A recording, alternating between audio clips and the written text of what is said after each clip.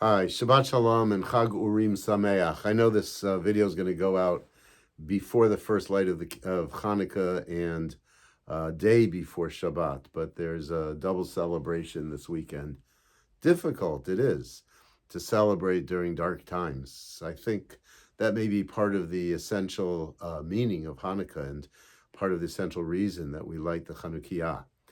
In addition to the historical and the rabbinic readings of why we do this holiday, one being the Maccabee victory, the other being the oil story, there is a seasonal component here. And the seasonal component is that we are approaching the darkest and longest nights of the year.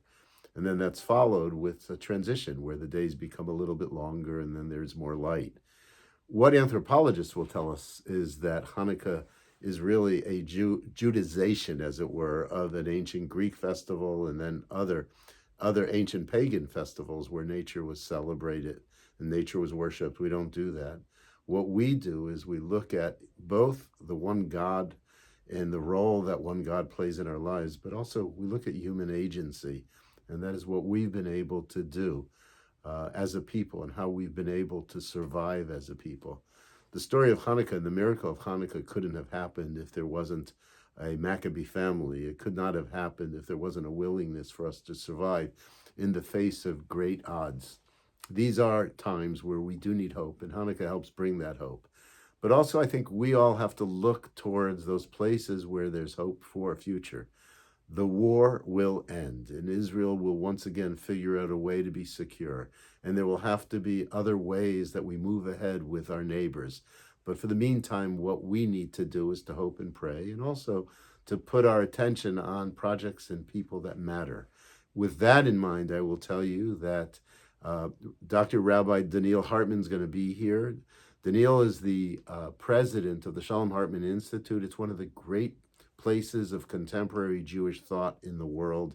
He's been here many times, and many of you know him, and many of you have appreciated what he has to say and the things that he and the Institute think about. So he'll be here Shabbat morning, and I really encourage all of you to come to listen to Daniel, and then after Kiddush, we'll have a question and answer period where you'll be able to interact with him. Also, you'll be receiving from the synagogue an announcement about a program that Roots is doing. We have been engaged with Roots, which has been a program that's been paddling upstream and trying to go up the mountain because it brings Palestinians and Jewish settlers together, both of whom are committed to peace, to coexistence, to nonviolence. Yes, there are people like that. And we have to be supportive of people like that because they do provide some of the hope and some of the light. So I conclude by wishing Shabbat Shalom and Chag Urim Sameach. May the lights of this holiday bring you joy. Shabbat Shalom.